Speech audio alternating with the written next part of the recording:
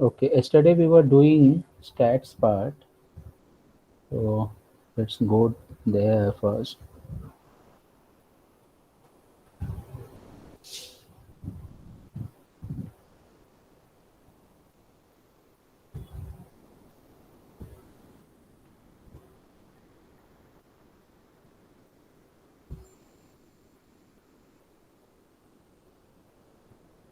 So I think a new file are not created. Okay, let's create a new file and then we'll do it. All of you create a string file. Okay, so this will be created, and we were doing. All of you can see my screen. Hello. Yes, sir. Yeah, Okay. visible. Yeah. So I told you yesterday we started on Iris dataset, if you remember, and we were firing some command on that, like this. Oh, still people are joining. Okay. So yesterday we were firing.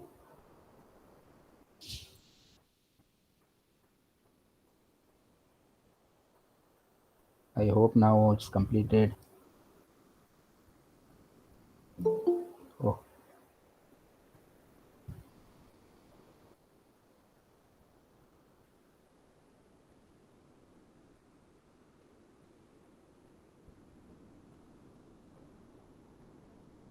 okay. So again, let's start. Let's say suppose I'm firing on Iris, right? So I'll be able to view the data in this way, right? So it's like sepal length, sepal width, petal length, and petal width, and then the last column which we are having, that is a species column, where this column is what, a categorical column. Okay.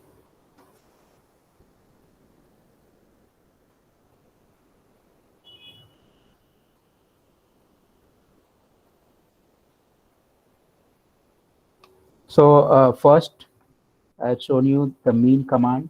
Okay. So it's like if I am firing a mean command on this iris, let's say on this the column which is there on the sepal length. So on the sepal length, if I'm firing, so it will give me the mean like 5.8433, right? So it is giving me the mean by what? Which command? Mean function. And it's very useful, right? And then in the similar way, we can fire the median also. So let's say on the iris and on sepal.width, let's say suppose I'm firing, so it's giving me the median. Now the second concept which I explained, that about mean and median, I hope you all remember why what is the mean, and then if there is any problem in the mean, like if outliers are present, right? So I explained you one concept regarding that. Let me once again revise in 1 minute.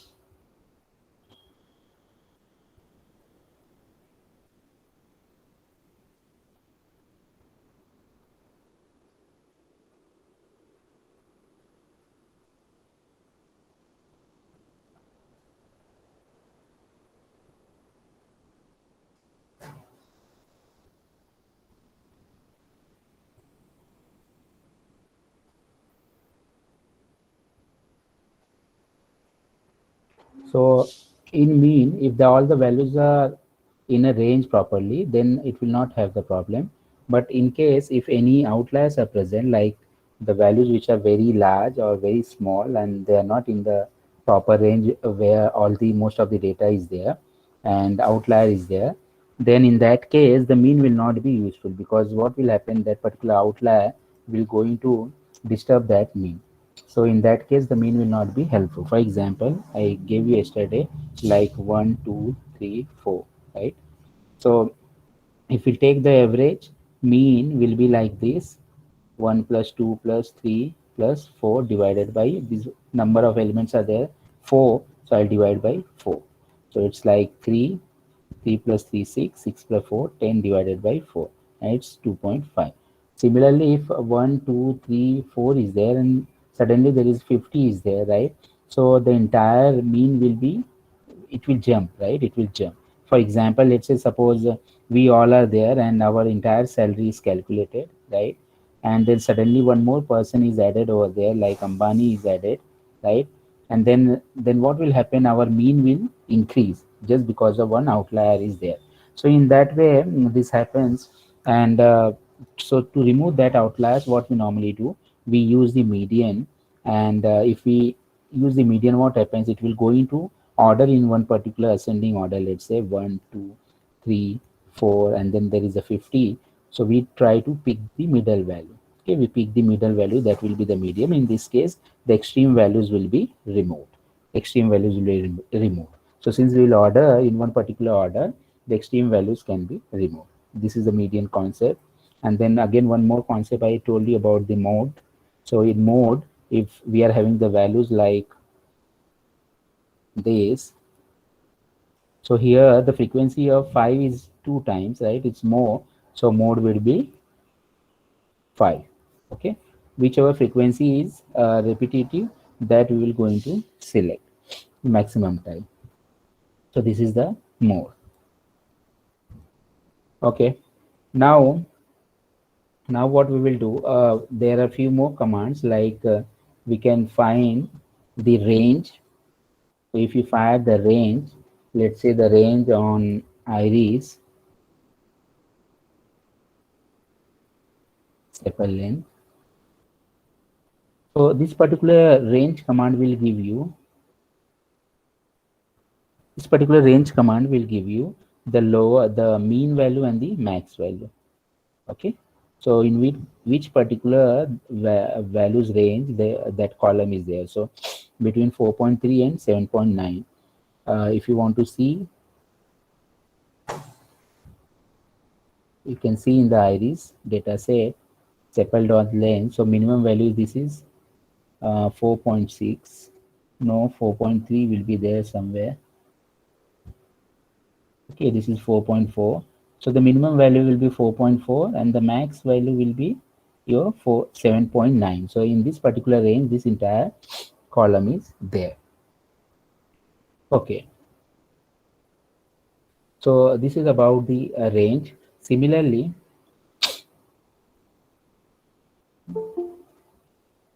somebody is asking for join.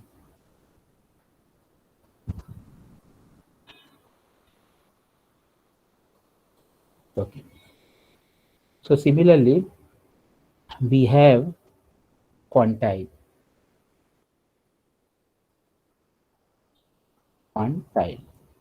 Now, how we can fire this quantile? Let's say we have iris. On iris, let's say on sepal length, we will fire this quantile. So what this quantile will give me, you can see here below. Let me just clear this screen and again I'll fire.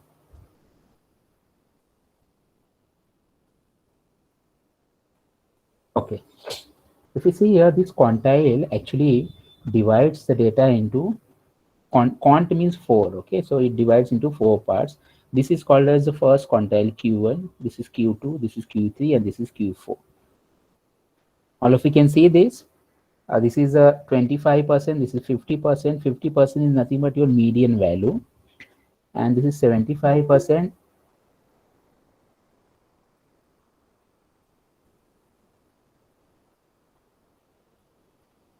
This is 75%, and this is 100%. Okay, so quant means 4. Basically, this quantile will divide the entire data into 4 parts. So this 25% is called as Q1. This 50% is called as Q2. This 75% is called as Q3, and this 100% is called as Q4. Clear? Now, what do you mean by this 25% and 50%? This 50% is a median, 75%, 100%. So let's say this 25%, which is 5.1. So this basically telling that your 25% of the data of your sepal length is below 5.1%. 5.1, sorry, 5.1 val. For example, 50% is what? 5.8. So it's telling that 50% of the value of your that column sepal dot length, sepal length, it's below 5.8. Okay. All of you understood this? Quantile meaning, right? So basically it divides into 4 parts, right? 4 parts. First quantile, Q1, Q2, Q3, and Q4. Okay. Then let's go ahead, and we have any doubt in this particular command? Quantile, anybody?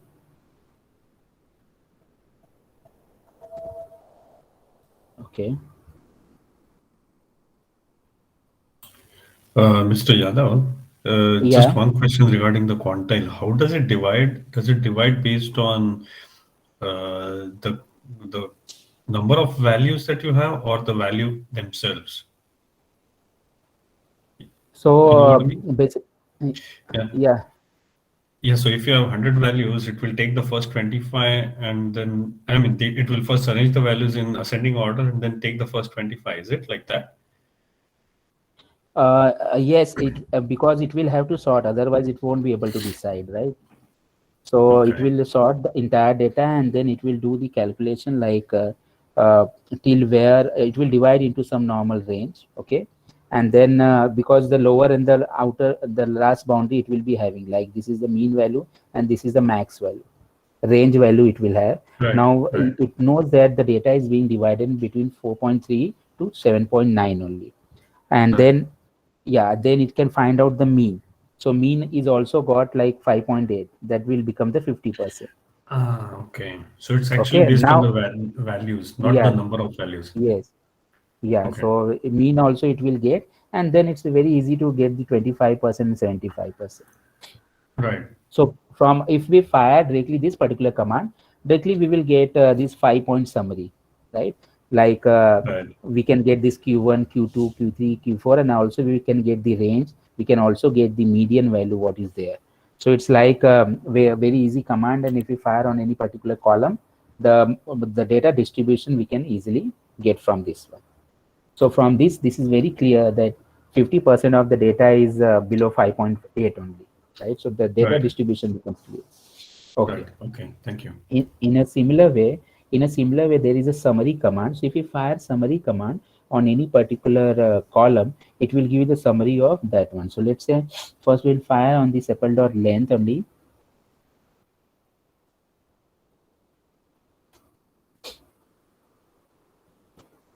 If you see here, if we fire say on sepal dot length, it will also give you the summary like directly the mean value, max value, and the first quartile and the third quantile and the median value along with that mean value, right?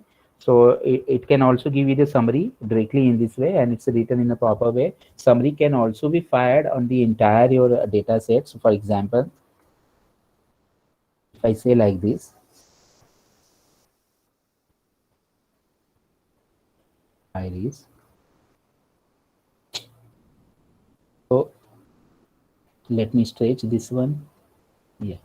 If you see here, directly I fired on the entire data set. So whenever any data set is there, and if you want to analyze it, you can fire the summary command directly on the data set, and then some it will give the summary column wise. Okay, for example, the first column was sepal length, then second sepal width, petal length, petal width, and the last one was spaces. If you see the spaces column, I told you this is a categorical column, so there are 50 categories of Setosa is there, 50 categories of versicolor is there, and 50 virginica is there.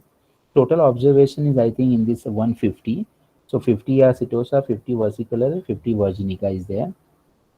If you see the sepal length, a minimum value is given, max value is given, first quantile given, third quantile is given, median is given, which is nothing but your second quantile only, and then sorry, mean is given, which is nothing but your second quantile only, and the median value is also calculated. So like this, it will give you a summary of each and every column. You can directly get once you fire on the table, and if you want the summary for any particular column, then you can fire only on the column. Sir, Okay. Yes. In Yeah, quantile, basically you get 4 values, right? right. So basically there the quant means 4, so it will basically divide into 4 parts. So in this See the case, way, the yeah. summary we did for length, we get only 2 digits. So like, how do we? Why are there not Sorry, 4 digits? I didn't get your last line. What you said? So so first quant value and third quant value, we have only 2 values in the summary of a separate length. This one, first quant and the third quant. Yes. Yeah, yeah. So why are there not 4 values, only 2 values? See, actually, it's giving me even it's giving me the mean also, right? So that is our Q2 also. And see, there statistically, this first quantile and the third quantile is very important. And most of the time, we try to find out the interquantile range. So once we'll move ahead, I will teach you that also and why we require that. So probably for removing the outliers, that interquantile range plays a very important role, and statistically that is very important, that interquantile range, how to get that particular stuff. So for getting that, we require the third quantile and the first quantile, and once we'll subtract, then only we can get the interquantile range. So that we will do the calculation later, but this is how the summary command will give you this kind of output, right? The fourth quantile is not not much important, but the first and third one is very much important, and the mean value is also it's needed. So summary command will give you that one, but if you want to find out the fourth quantile also, you can directly fire the quantile command. Yeah. Okay, yes. Yeah.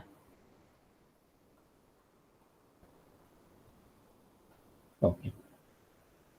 So we saw this mean, median, range, right? Range will basically will give you the range of the column, the mean value and the max value. Then the quantile will give you, it's basically will divide you entire column into 4 parts. See the way we have the percentile divides into 100 parts. Okay.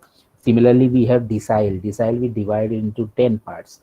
Okay. So in the similar way, quantile is there, which divides the entire data into 4 parts. Then we have the summary. So summary we can fire on the column, summary we can get of the entire table also directly. Then we have let's try to find out variance, variance of the data.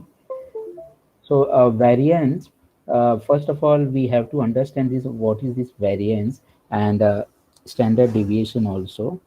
Let me write standard deviation. So how to get this variance?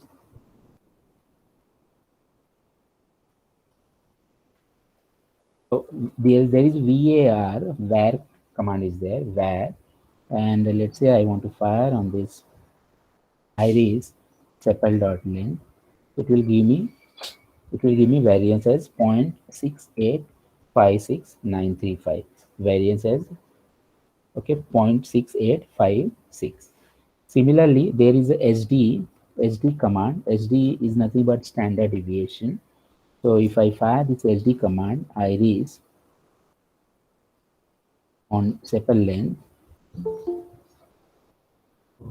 kill somebody joining.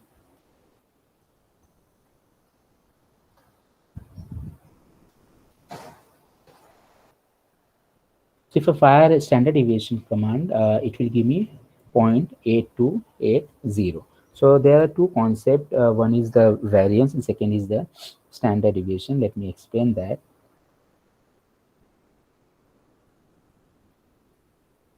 So let's consider we have the data of, let's say we have the data of height, okay, height of the people, and we have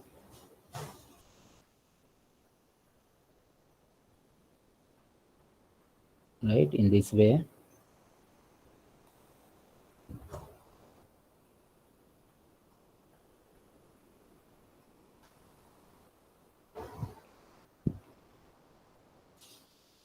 So 1, 2, 3, 4, 5, 6 values are there. Okay. Now we have this kind of data. Okay, one more thing. what is the specialty of this height data or weight data, okay, age data of the people?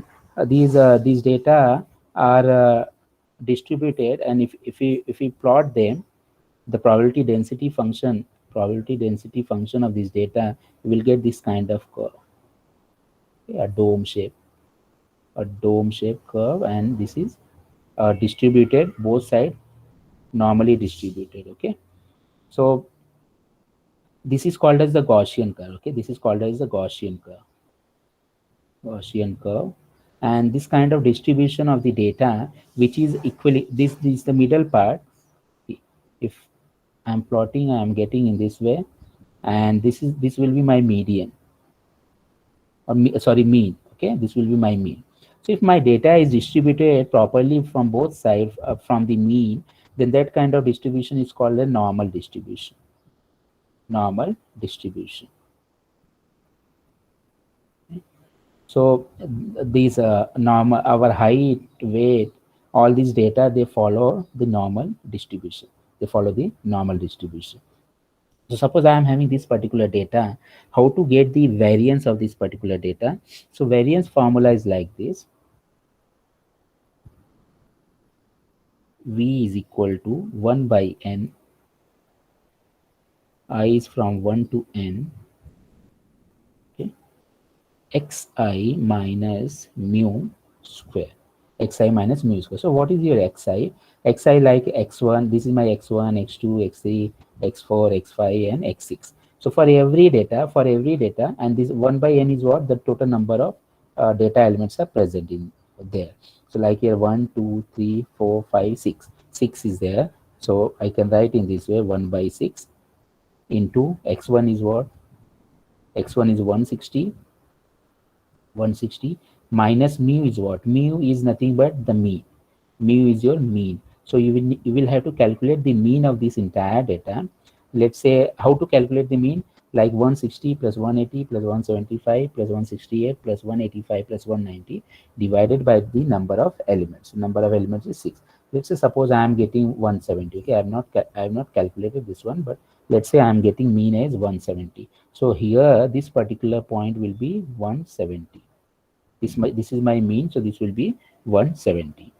So here what we can do, we can subtract this 170, we can square it, then we can have the next element 1 by 6. Again the next element is what? 180. So 180 minus 170 square. Okay, similarly for the all the data. So what we are trying to do over here, actually we are trying to find out how my each element is distributed from the mean. Okay, how it, what variation it is having from my mean. So this is the variance. We try to find out the variation of the data from the mean, how it is spread from the my mean. This is a central tendency, actually this is my central point, this is the mean, and from this particular point how my all the data is being distributed or they are spread across. Okay, so this is what we are finding out in the variance. So this variance, this is your variance, and spread of the values within the distribution it will give you, right? And similarly the standard deviation is also helps us to find out the spread with different values present over there. So the spread is denoted by this also, the sigma notation, and this is the standard deviation actually. So this variance help us to find out the spread across your mean, and its formula is very simple. Standard deviation we can directly get by under square root of variance. Okay, but there in the R we got the function, but if you want to calculate, first you will have to calculate the variance. Okay, and then after that you can just say standard deviation is equal to square root of V.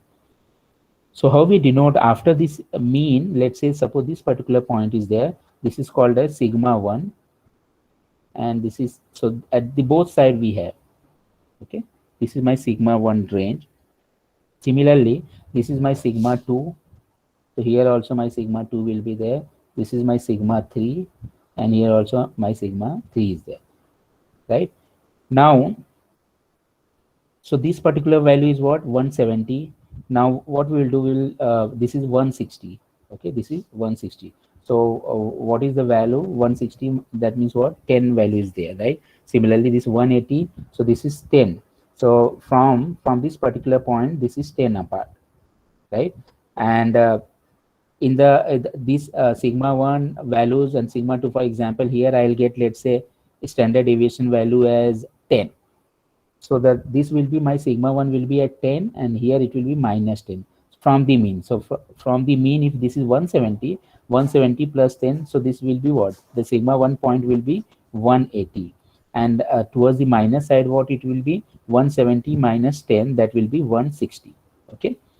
So if any data is falling in the sigma 1, they may fall in the sigma 1. Similarly, they may fall in the sigma 2, right?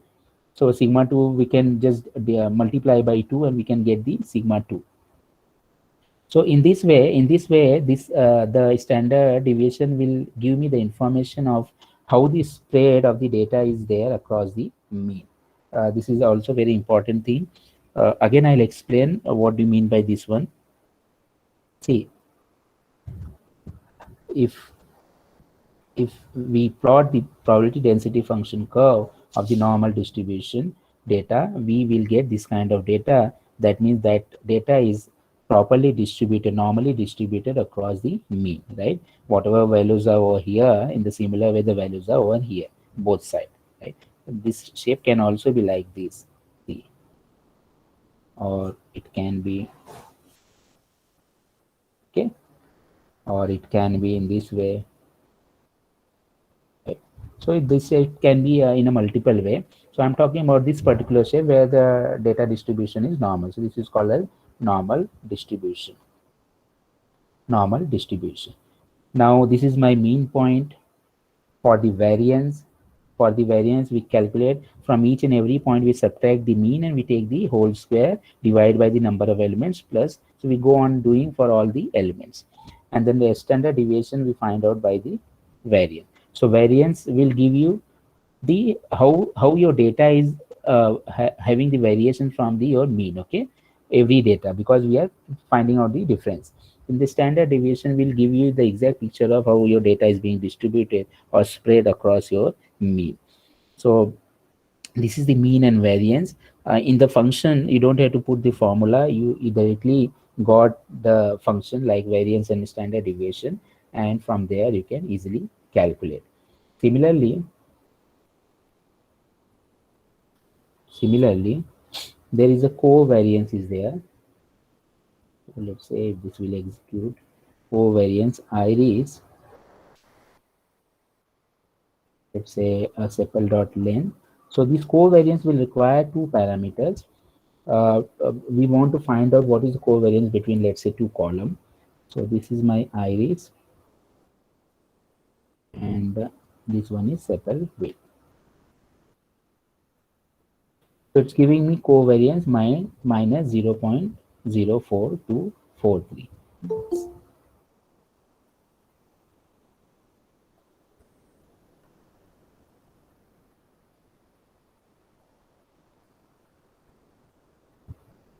Okay. Similarly, we have the correlation. So there is a COR function, and this also requires two parameters. So let's say iris dot sepal length and iris dot sepal width. So it's giving me minus 0.1175698. Okay, why this covariance and correlation is equal? So covariance is basically will tell you if this particular column will vary, then how this particular column will vary according to that one, right? So this will give me the covariance. So here we got the negative value.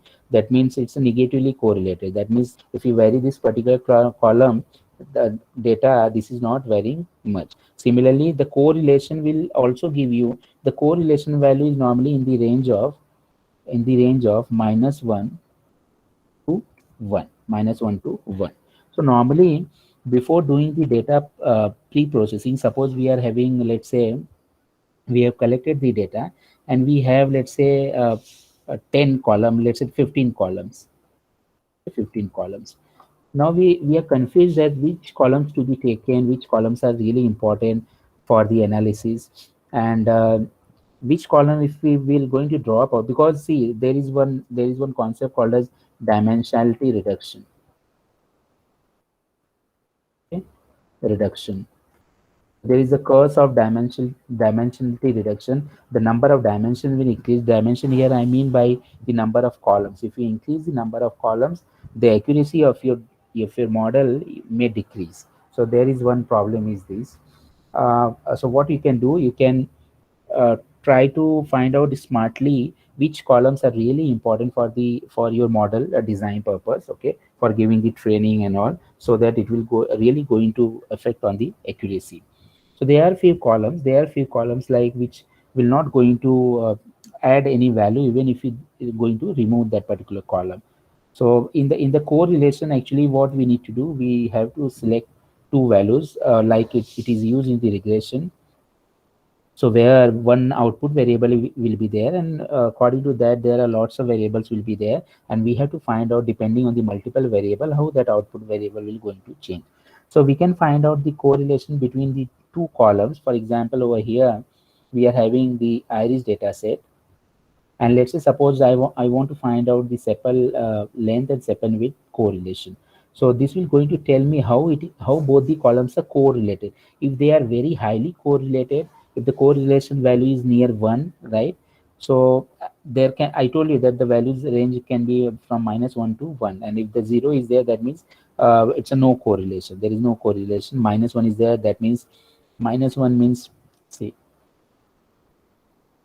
if I can plot, so let's say this is my x, this is my y, and if my data is distributed like this, okay. So if you see here, this if I draw a line, it shows me that there is a negative correlation between x and y. Why? Because if x is increases, if x increases, right, so y value will decrease. Okay. Similarly, if I draw, if my data set is like this, right, and if I draw a line like this is my negatively correlation. So if I increase my x value, my y value will also will going to increase. So this is my positive correlation. If my data sets are like this, let's say, and if I draw a line in this way and it's a constant, so there is no correlation at all.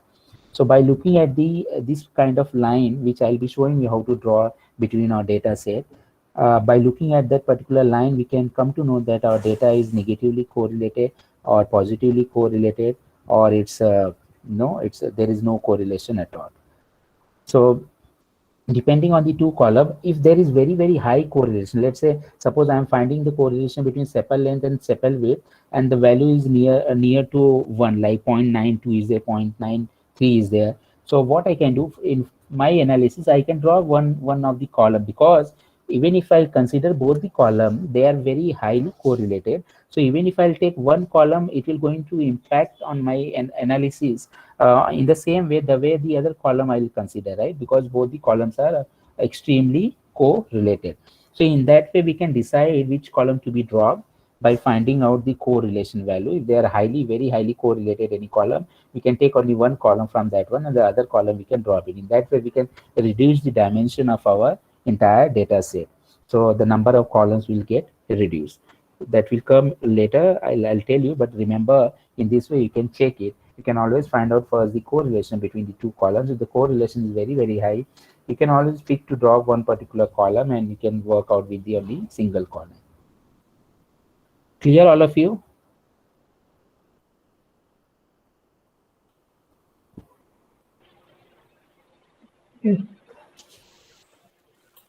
Yes. Okay. Yes. So this was about the statistics part, right? A few more will come that we will see once we will uh, do the no missing values handling and the analysis part. The way it will come, I will explain there only, right? So for now, now being, you just remember all these terms which we have used. Okay. Now, one more stuff is there, how to write a function and how to write the loops and all in this R language. You should be aware because there will be using the function.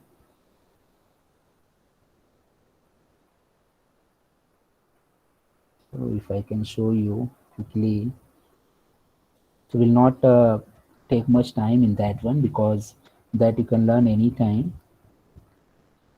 Let's see if it's there.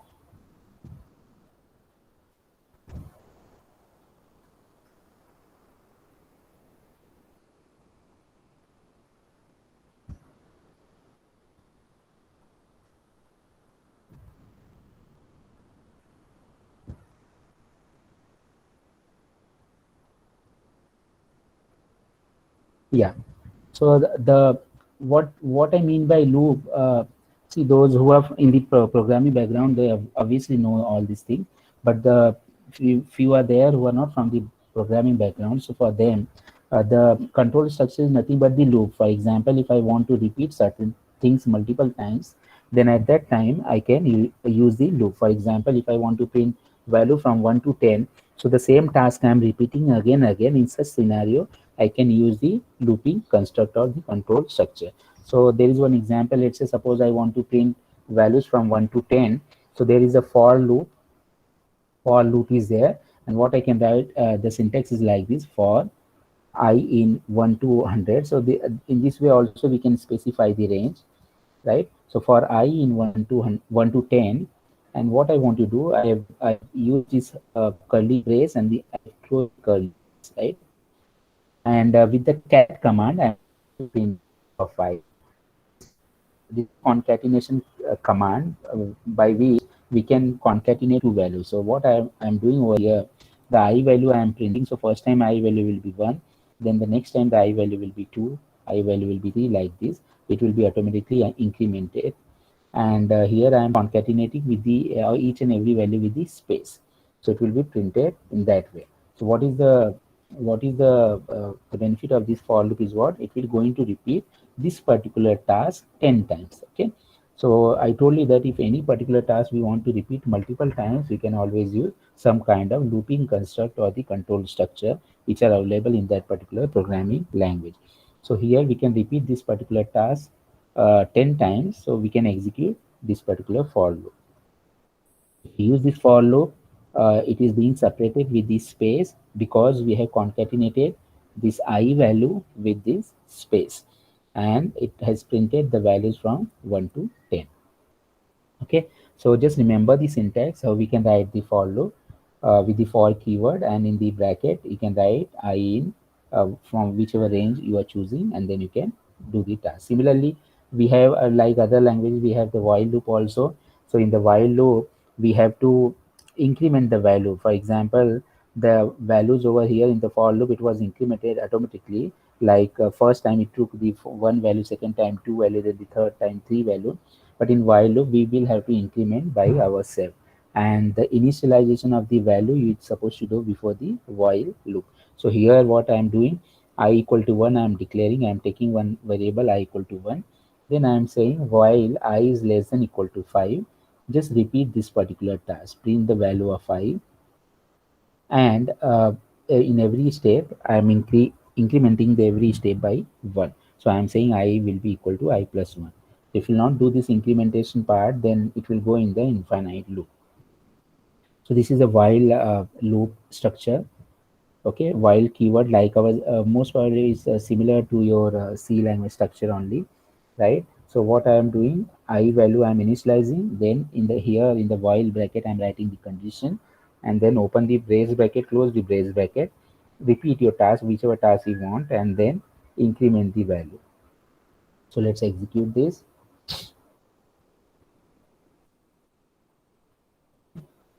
So I printed the values, right?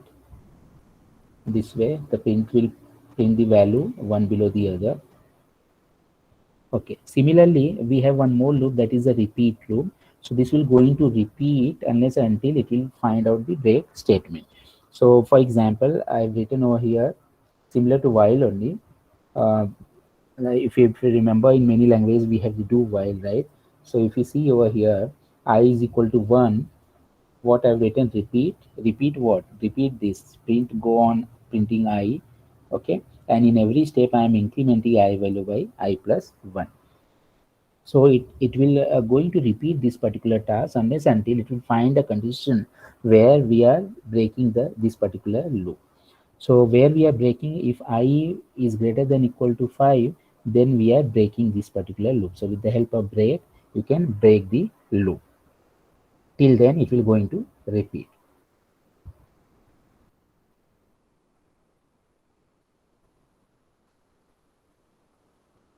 Okay, so if you see here, 1, 2, 3, 4, 5, it has printed, and then it has break the loop. So this is a repeat. We are having 3. One is for loop, second is a while loop, and then third is repeat loop, just like your do while loop. Now let's see how to write the function. So to write the function means what? For example, for doing a small task, or for example, for doing any particular specific task, we can write a function for that one. Let's say I want to do a task of tax calculation. So I can write the tax calculation function, and then wherever it requires, we can use that particular function, and we can just call that particular function. We don't have to write that code again and again. So simply we can call that function with the name, and we can utilize that function. So for that reason, any particular task you want to do, you can write the function for that particular task, and you can utilize in your program. So what is the basic syntax for that one? So for example, here I am writing one function, and its job is what? To simply do the addition of the two number. So the syntax is like this. I'm writing, so this is one variable I have taken. For example, after doing the task, this will going to return me the sum of the two number, and where I will going to store that particular number. So basically, I would like to store in some variable. So here I have given the variable like my sum. Okay. So what is the syntax of this one?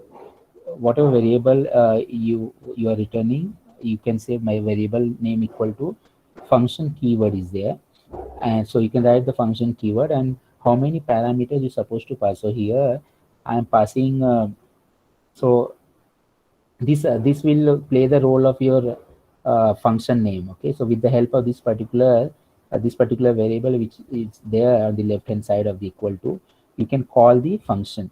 For example, this with the function keyword, the function will be created, but how to use that particular function, how to call that function? So what you will going to say, you will call, you can write this name my sum, and you can pass the two values, because if you see here, it takes the two values x and y. So let's say I'll call that particular function my sum, and I'll pass 10 comma 15.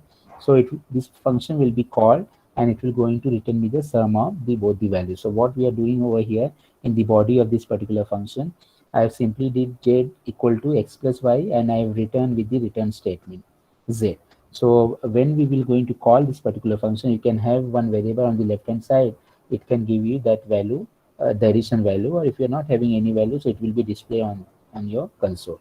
So let's run this.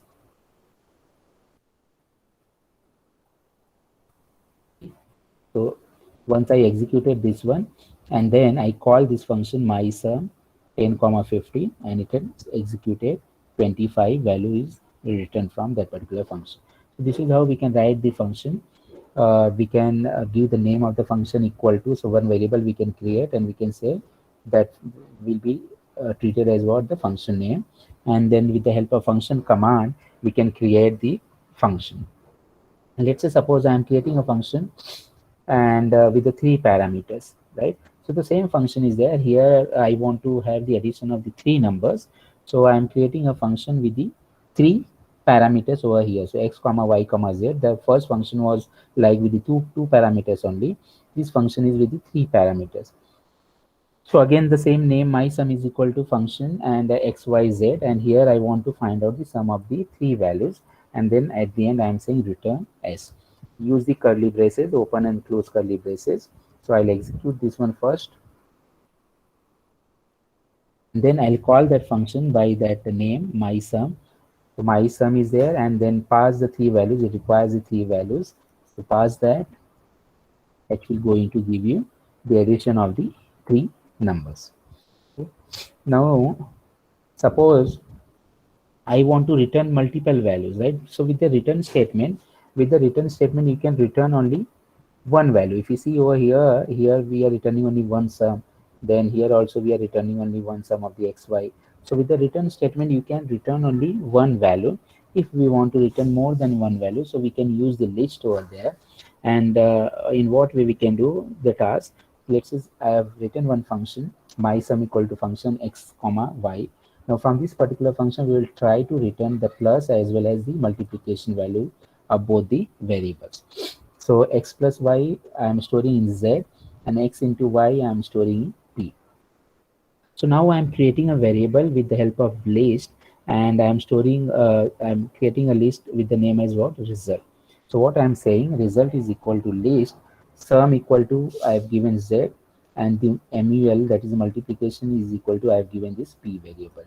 So I created that variable, and then finally what I'm saying, return result. So this entire list I am returning so that I can return the multiple values from that particular function, that my sum function. So if I execute this, and if I pass the two values, so if we see here,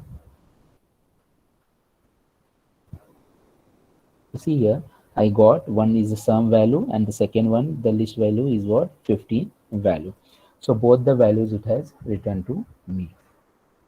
So in this way, if you want to get the multiple values,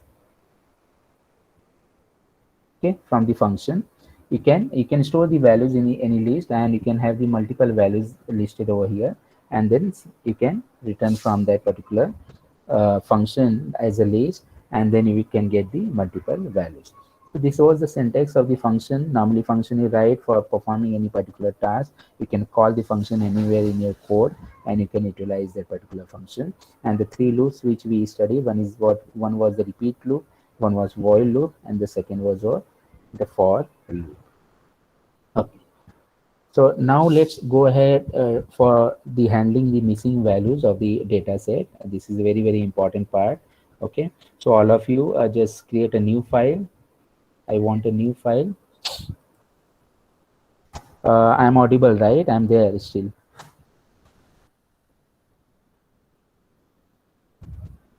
Yes, yes. Okay. Okay. So let's create a new file.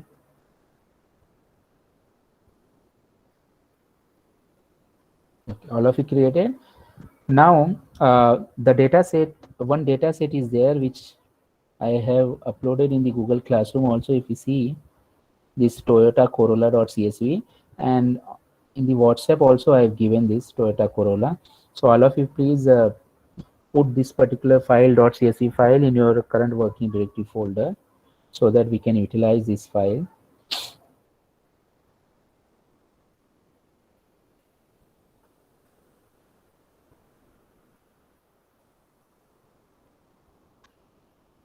So can you help me with how to load in the cloud if we are working on the cloud?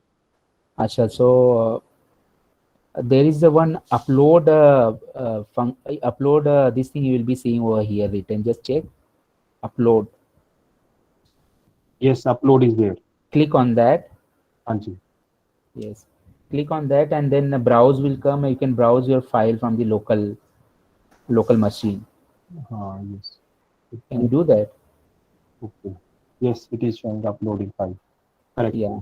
It is Yeah. appearing under this packages column. It is appeared over there. Can you upload there? Could you upload, Yes. or should I show you? No, it is able to it is showing now. This file is showing in this fourth quadrant. Yes, yes, yes. It will appear there. Yes, it is appearing over there. It has Got right? Yes. Okay. I will have to mention the path also properly. Let me open this one also simultaneously.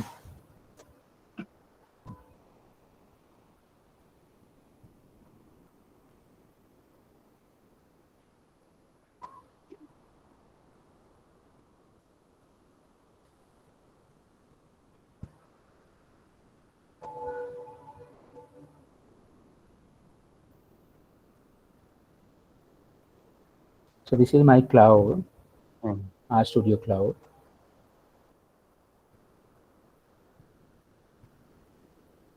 Okay, till then, from where I got that data, right? So let me tell you, there is one website, Kaggle. If you just Google Kaggle, enter, it will come www.kaggle.com, right? And if you click on this data set,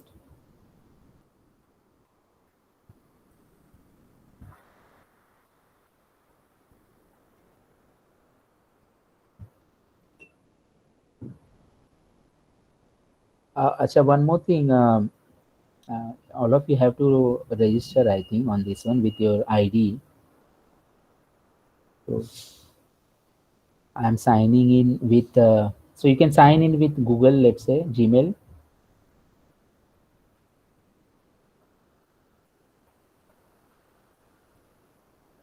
I sign from here.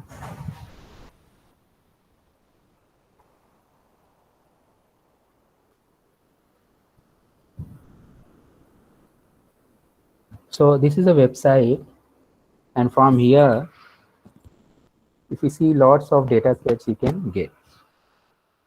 For example, if you see here, US cities, body fat percentage of women, the New York Times, these must be the now trending data set. Digits mini data sets. Then if you see here, water quality, latest COVID-19 India state-wise data, right? Recently viewed data set. So what data set I have viewed, it's showing me over there, like Toyota Corolla. Yes, I viewed this particular data set. Then Toyota Corolla.csv, student performance in exam, loan default prediction, right? So many, this is also very widely used, Boston house prices, advanced recreation for the recreation purposes. This kind, yes, any doubt? So this kind of data set you can get directly from here, right? Titanic data set, this is also very important data set. This is a license plate annotated image data set. For example, you can use in this, once you design that particular software, the character recognition, right, from the image. So it can directly recognize the numbers from your plates. So there you can use this. So like this, in this particular website, you can get the lots of data set. What you can do, you can just click over here, you can search Toyota Corolla. I try to search. So 33 data sets are being appear, right? And I can tell you that each and every data set will be in some other formats, right? And multiple things we will have to carry out. So I could found out one simple data set, that is this one, where I can demonstrate Toyota Corolla, which I downloaded and I gave you.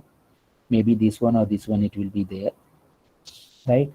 And if I click on this one, yeah, so it must be this one only. It's 59.11 KB, and it will going to show you the details of, for example, if you see here, there is a details, right? Columns also, if you click on columns, it will show you the columns also.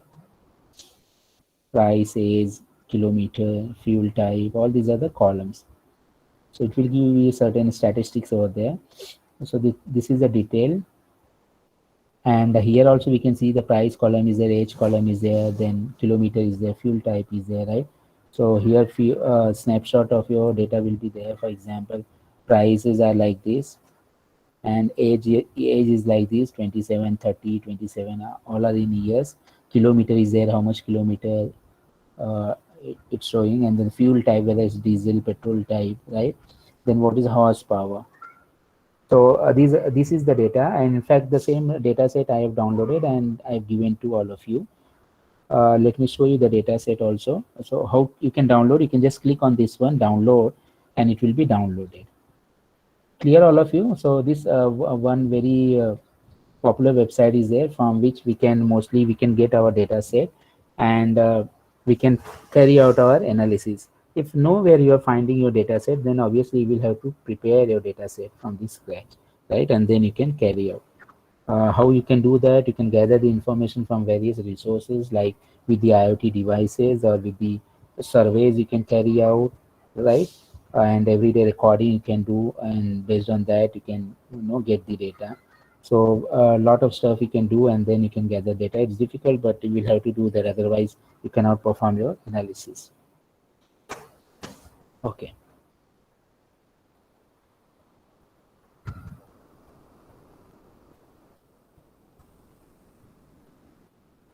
So what I was telling you to put that in the current working directory, right?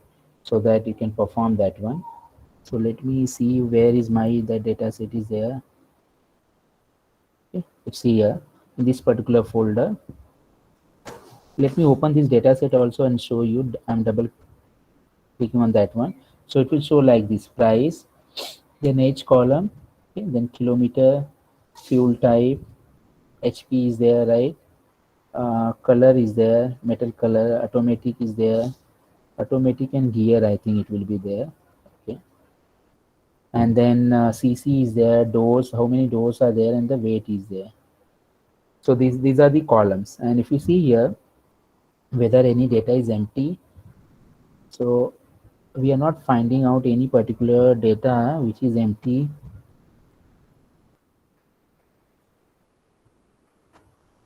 Yeah, so we are not finding out any particular data which is empty. Okay, so this is my data set.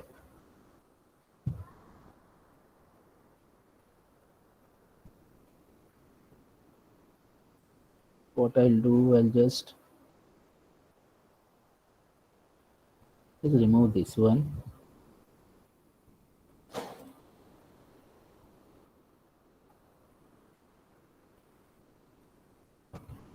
Now I'll copy this my directory. A similar way you can set your directory also, and from here also you can go, right? If you see in the fourth quadrant, there are 3 dots, you can see, right? So you can click on that one and you can select the folder. So I had copied the path. I will directly go to that folder, okay? And I can say open. So I have opened that particular folder, and here my Toyota Corolla.csv is there. Now I can do what? I can say as a set working directory. By clicking on this here, I can say set as working directory. So Sir, one second, can you show me how to download from fourth quadrant?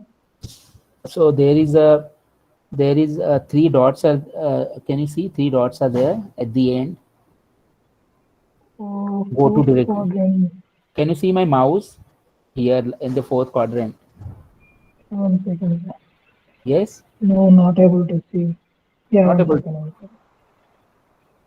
Yeah. This mouse is not we can visible. see. Yeah. It is visible. Yeah, so there is in the corner 3 dots are there. You can click on that 3 dots. It will prompt you one dialog box from where you can select the folder. In which folder? Sir, that the 3 dots is not. Oh, okay. I see. Yeah, right. Got? Yeah, got it. Okay. So you can just click on that one and you can select the particular folder. You can open it. Clear? And after doing that, you just click on this gear icon more.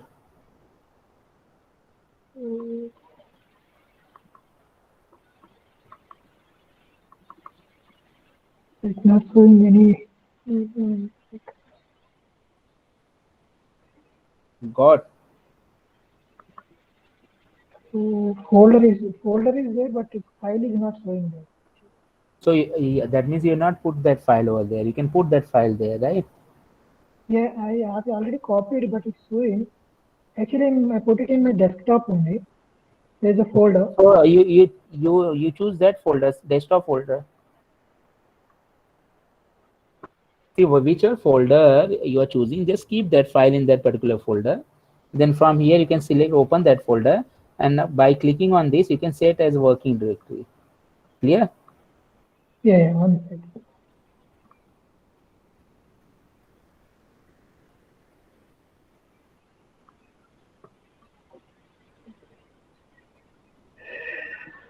all of you could do this?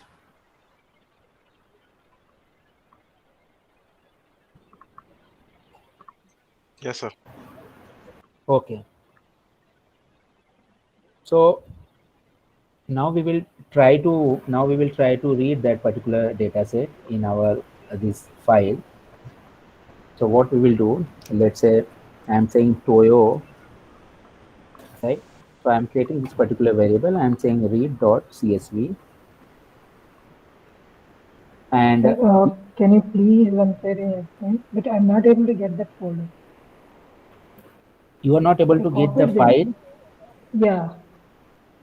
File. Showing in Excel. Okay. Can you share your screen?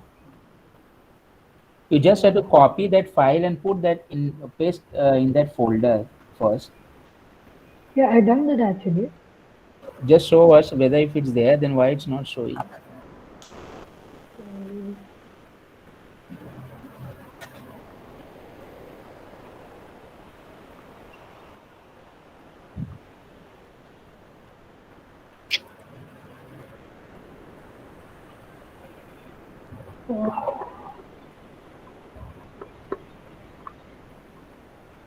Can you share your screen? Yeah. Or you could do.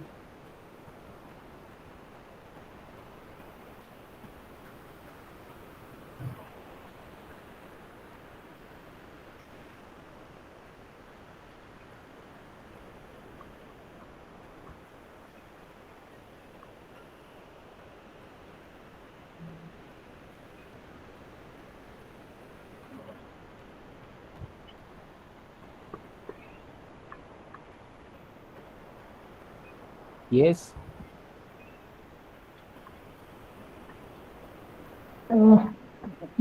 Laptop also not. Not able to share? Yeah. Should I stop my sharing? Sir, okay, sir. You carry on. Just I'll try. That's not an issue. No problem. See, there is no question of not showing. I mean, why it's not showing? If you just copy and paste over there, if you try to open, it will open that particular folder. Just check it, okay? Yeah. So now we want to read that particular file. So I am putting the name of that file.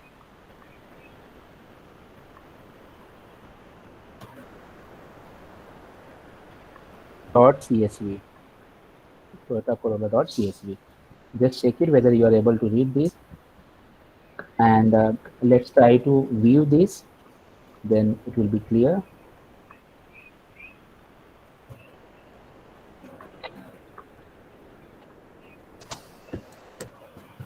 So if you see here, we could view this, right? And there are different columns like price, age, kilometer, fuel type, HP is there, metal color is there, automatic is there, CC, dose, and weight is there, right? All these columns are there. All of you could read this, right? Where I was writing. Yes. So view. Yeah. I missed.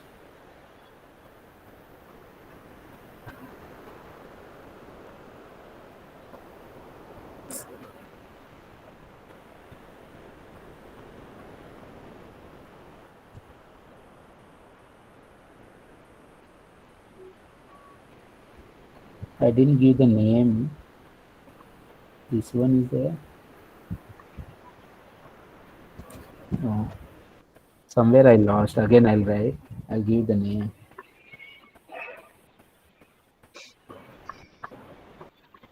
So let me fire the command again. Toyo. Anybody was asking some doubt? No, sir. I got it. Got it, right?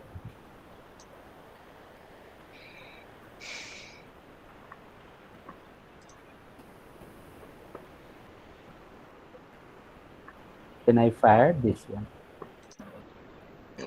Okay, if you want to save the file, what you can do, you can just click on this one, save, or you can from here also you can save. And let's say I want to give the name as missing values handling. Missing values handling. I'm saving this file. Oh, so now I got this particular name, missing values handling. I just gave this name only, .r it will take. So I'll just read over here. And we saw in the data set there were no missing values at all. That we will do later. Now what I can do, suppose I'm firing str command on this one.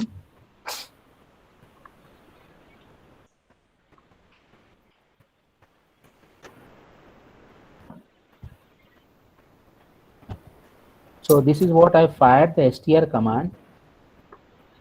Let me clear this screen. Then I'll fire. Yeah. So if you check this one, str command will basically give you the structure of your entire data set. Very, very important command. So during the start only, you can fire the str command and you can just see each and every column is of which particular type. So if you see here, we have the price column is integer. Similarly, the age column is integer, kilometer column is integer, character, fuel type is character, HP integer, then metal color integer, automatic integer, CC is integer, doors integer, weight is integer, right? Fuel type is only character type. This is the categorical data. Okay, this is the categorical data. It's a character type. Rest all are what? Integer type data. So what we got from this particular structure command that each and every column is of which particular data type. So this idea we got. Now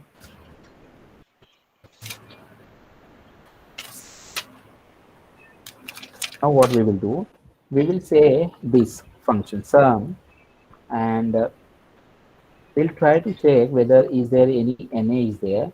Let's say any particular column, Toyo, there is a age column. There is age column, let's say this one. So I'm firing sum is.na Toyo age, and it's showing me 0. It's showing me 0. So obviously the Toyo age was not having any, this thing, the NA values, right? All the values were filled in that one. Okay, similarly, suppose I want to now, if I'll do in this way, then for each and every column, I'll have to do it separately, right? First on the price, then on the Toyo age, then on all the column I'll have to do in this way. So what we can do, we can fire one function, and that is sapply function. Apply function, right? And with the help of this particular function, we can fire on entire data set. So we can write the data set like Toyo, and this is written in a little bit different syntax. Like here we have to write the function. So the function we can write with the function keyword, and in the function I can pass this X parameter, and what actually I want to do, that code we can write over here. So what actually I want to do, I want to write this code only over here. So the same code I am writing after this particular bracket. Only thing, in place of this, the one column, I'll be putting this parameter X. Only that change will be there. So let's say, suppose I'm copying this and I'm pasting over here. So in place of this Toyo age, what I'm doing, I'm giving that parameter itself, right? So I've written in this way. Now if we will fire this one, what will happen? So if you see here, this will going to give me the column wise all the statistics of whether there is any NA values are present or not in one shot. So if you'll do in this way, then on each and every column we will have to fire. But if we'll apply this, if you fire this with sapply function, it will going to apply across the column, and it will give you the statistics. So till here everything is clear, all of you, right? All of you got? Yeah, all of you got, right?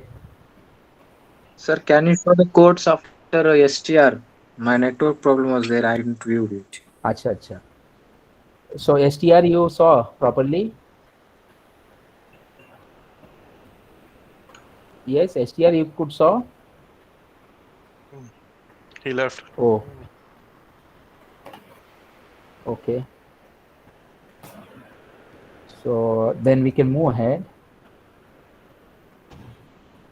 Now what I will do, all of you go to that particular file, go to that file where it is there in that folder and open that file. All of you open that file.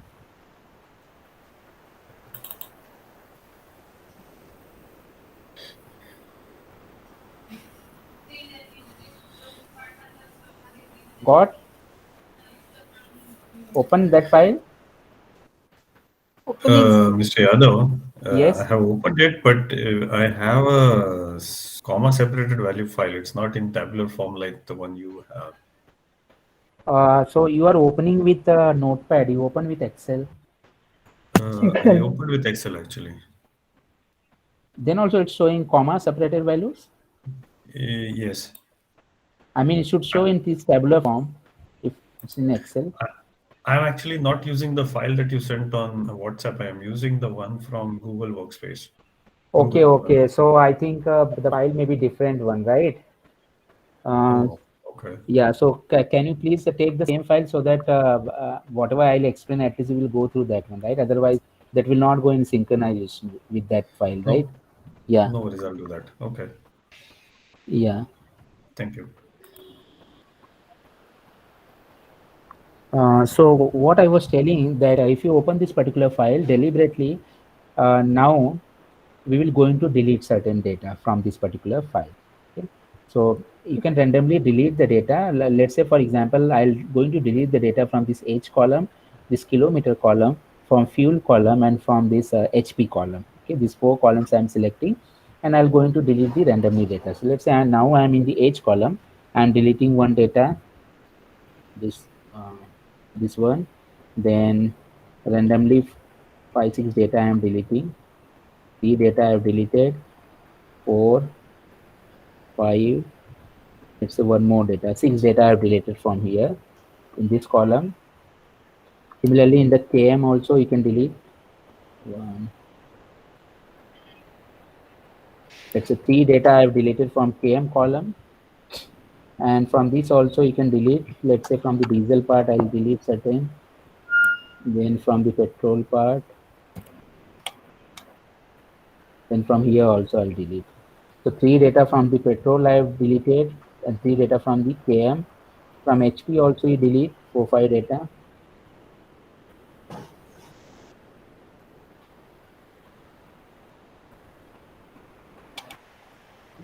Just save it. Save it, Control S, and then it will ask you this thing. You just say yes. Got saved, right?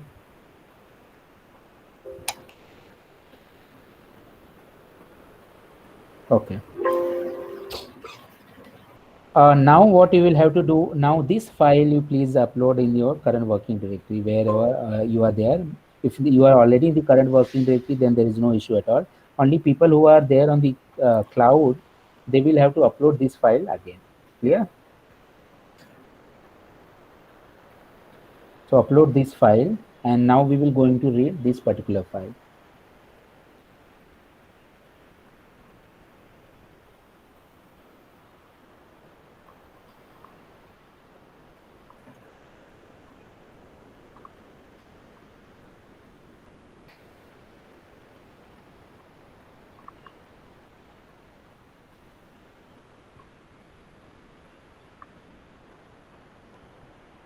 Just put this file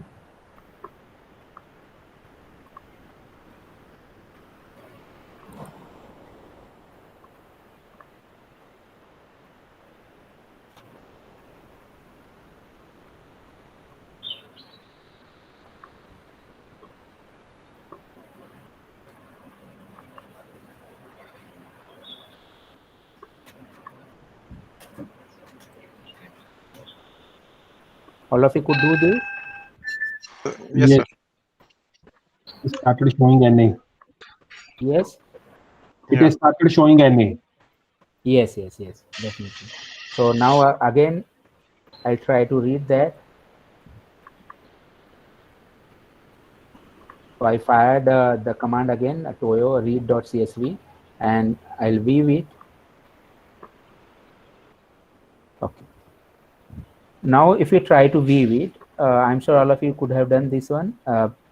If you try to view it, you can see in the H column, in the kilometer column, in the HP column, it's showing NA, right? But we have also deleted from the fuel type, and the value is deleted, but it's not showing NA. It's not showing NA, but the value is deleted. But in other columns, the reason is because this particular column is character column, and in the character column, it will not show you the NA. We have to do something over there. So we'll leave this one.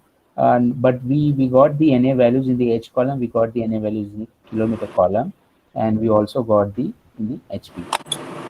All of you could see this one, right? Yes. Yeah, no? Got this? Yes. Yes. Okay.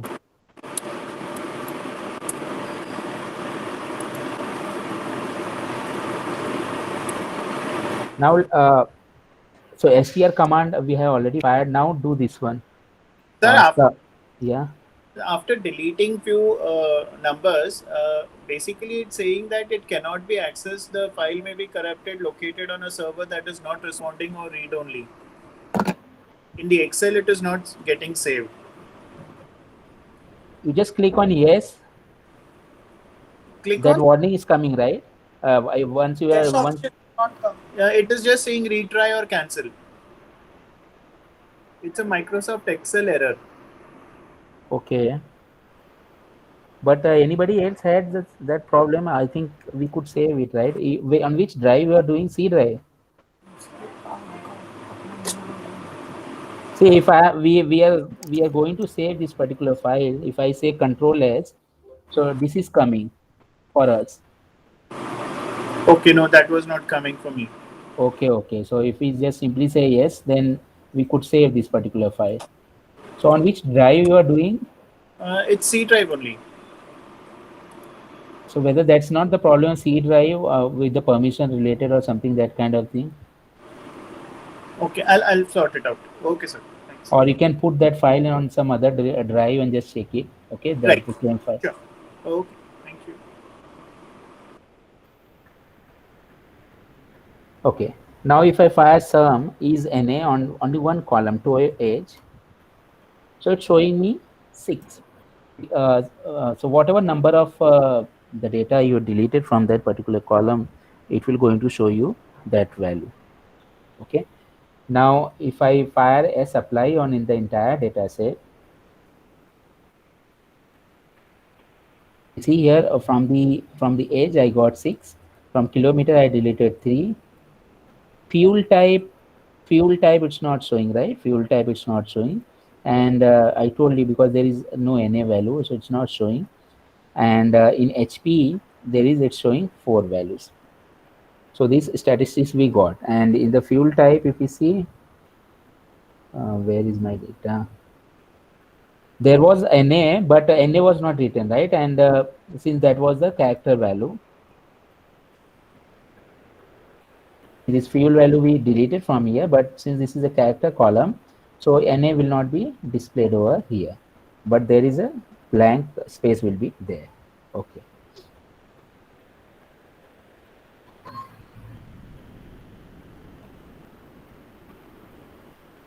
So now what to do? I mean, we have the age column, kilometer column, and at least HP column, 3 columns, and we have this much amount of data. And then we saw that in our data set, there are a few NA values are there, and we have to handle them. So there is one option. Okay, there is one option. All of you don't fire this one. I will just show you. So what I can do, toyo NA dot omit. na.omit. Even if we'll do that, then again we will have to load this data, right? Because see, whatever I will going to omit it, it will be reflected in my data frame only. It will not be reflected in the file, okay, which is there. So it will be reflected in my data frame, which I am loading from that particular file. So there is one way I can do what I can na.omit, and I can omit the entire na values, right, from my entire data set. So I can fire this. I can do this one, and this will going to remove all my na values. So including the fuel type, sir? No, fuel type not, because if it will come in the same row where na is there, then see, wherever the na values are there, the entire row will be deleted. Okay. So if the fuel type ka blank space is coming in the same line, then that will be deleted. Otherwise, the blank space will remain as it is. So how do you go with the character type values? That I will tell later. Okay. First, we will let us handle this particular thing. So again, I'll try to view. Let me fire that. Name is what? Toyo.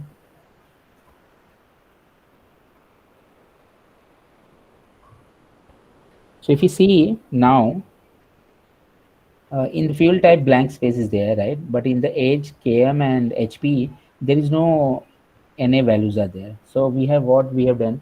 We use very simple thing. We just deleted the entire row, and which is not a good practice, right? Because if your data set is small, and if you're simply deleting the entire row, and there can be a lot of na values, so that's not a good practice. We should not delete the entire row.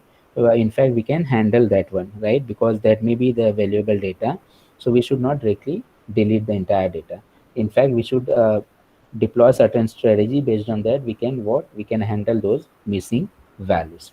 Clear, all of you? So now, since we deleted those rows, so again we'll have to upload the data set. So what you can do, you can go above and just fire this first line again, and you can view it. We must get the same data back. Clear? All of you got this? I didn't fire actually, sir. Just fire the same command above one. What we mean by that one is we are loading from the file again. The data frame we are loading from the file, because that will not be reflected in the file.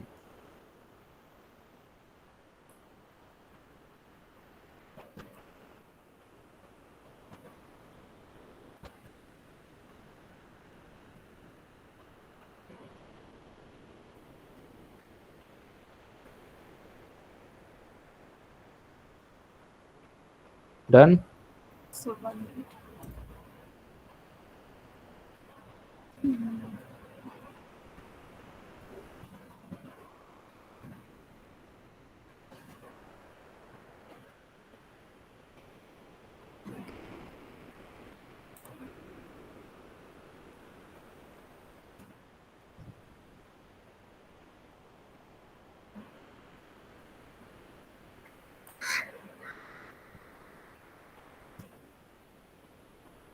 Yes. Yes, all of you got? Yes, I got. Right. Yeah. So if you fire again this one as apply, we will get back those the na values in the AG6, kilometer 3, HP4, and in fuel it's not displaying anything. So let me comment this line. What we did in this one, first we fired this as apply function, and then we came to know that these are the na values, and simply we use one technique. What we did, na.omit from the entire data set, and it has it has deleted the entire row if that row is consists of na values. So I'll just comment this one.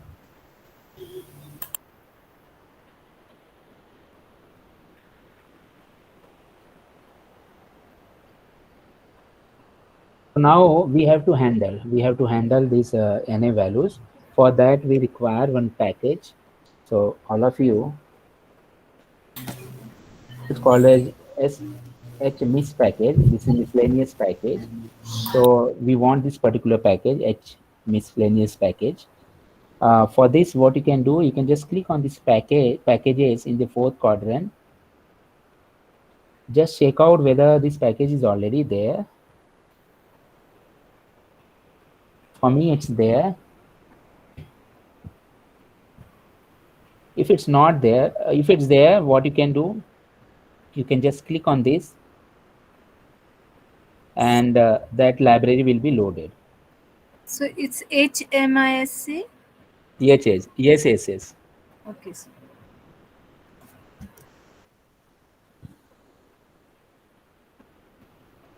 Got this? If it's not there, then what you can do?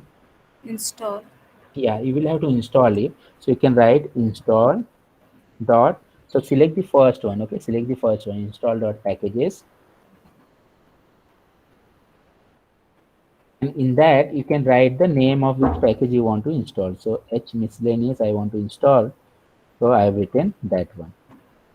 Okay, and then after this, after installation, you can just say library, and you can import that particular package in your program. So while writing this one, don't write the double quotes. Don't write this double quote. So while during the installation, you can mention the name in the double quotes, but during the loading the library, you don't mention the name in the double quotes. So this task you will have to do if in case you are not getting your package in this particular package tab. If that is there, you can simply click on the checkbox, and automatically it will execute this particular line for you. Okay, all of you could do this. Takes time to install it. A little bit depends on your internet also, speed also, right? So only 1 or 2 minutes it will take, not more than that.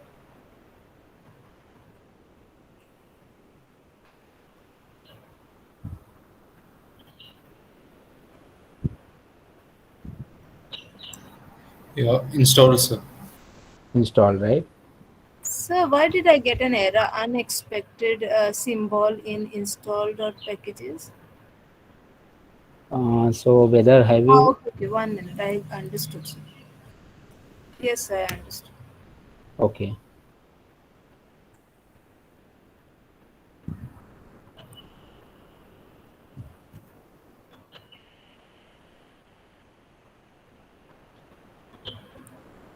Install all of you, right?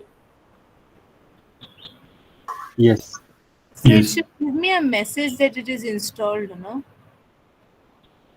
You will get like this somewhere here. Just Yeah, 1 I'm minute. getting the message. Yeah, you will get completed kind of. Okay, mine was there, so I didn't get the message, but you will get that installation is done, something completed. Yeah. It has started, sir. It took some time, so I didn't know whether it was installed or not. Okay. So this package is very important, and from this particular package we can have different types of functions which are available in this particular package, and we can handle these kind of missing values in our data set. So what we can do now, we can deploy these strategies to handle this kind of missing values. So there is one impute function in this, the impute function, and basically this thing is called an imputation. So by using this imputation technique, we can impute the missing values or the NA values in our data set, and we can fill our entire data set. So how we can do this? By using the impute function. Okay. So I'll give the name and fill missing values, okay, for the columns.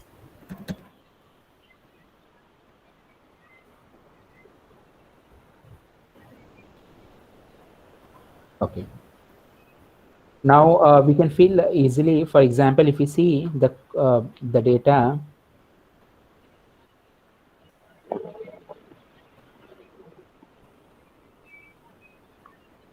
sorry,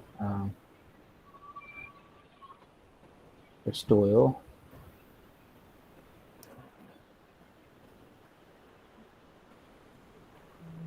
See here, yeah, one thing is there, age is there, right? Age follows normal distribution. So if you see the values 23, 24, so we can predict like the values will be in the similar range only, right? You see all the values. So all the values are in this particular range only. So any of the values from this particular range can be filled over there.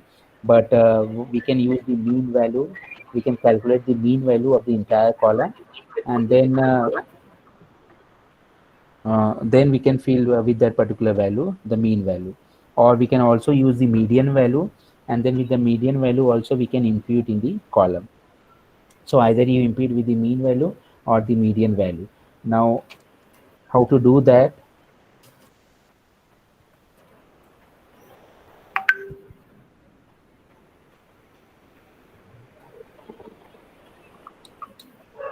So what I'll do over here, Toyo,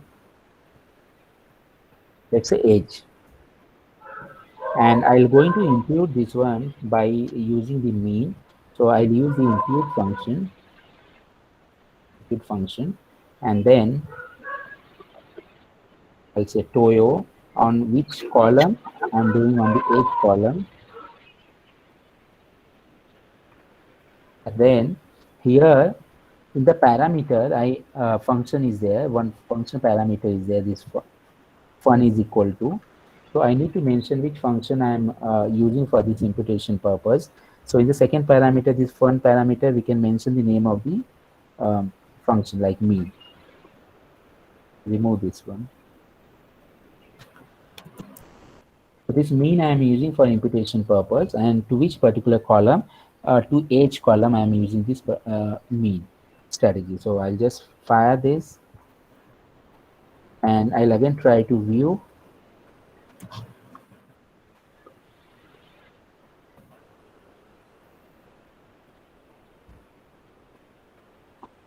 You see here age. Now age got filled. Age got filled. Here. Now one thing is there. So initially there were NA values, right? In this particular column, there were NA values. Now there is no NA values in this age. So what we did, we imputed with the mean value. We imputed with the mean value. Let's say suppose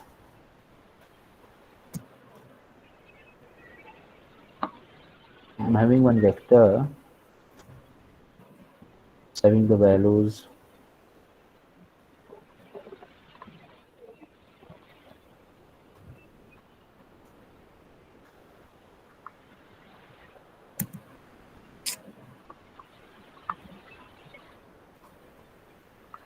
these are the values. I'm having one vector, and then I'm trying to calculate the mean of this one.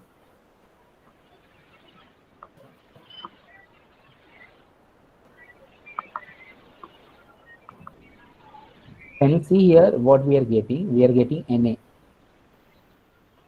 So we got one vector, and in which the NA values are there, we are getting the mean of that column or the vector as what NA. And in our data set also, we saw that in that age column, there was some NA values. And then also here when we mention fun is equal to mean, it got imputed over there. So during this imputation, when we mention the fun is equal to mean, by default, it will going to ignore that particular NA values, right? And then it will calculate some mean value. After ignoring those NA values, it will calculate the mean value, and then whatever is the mean value that it will going to consider. All of you got this? So here, if I want to calculate the mean, what I can do, I can say in the second parameter NA dot RM, I think it's there, and you can remove this NA. And if I fire now, okay, NA dot RM, I think it's true. True will be there. Let's make it true. So it's like remove NA values equal to true. So let's fire this. Yeah. Now it's calculate. Now it calculated a mean, and we got what? 5. All of you got this? Yes? Yes, sir. Yeah. Okay, so we'll stop over here and then we'll come exactly at 3:30, let's say, and then we'll start again ahead, right? Handling this. Till then, you all can practice. Let me stop the recording. Mr. Yadav, I am still facing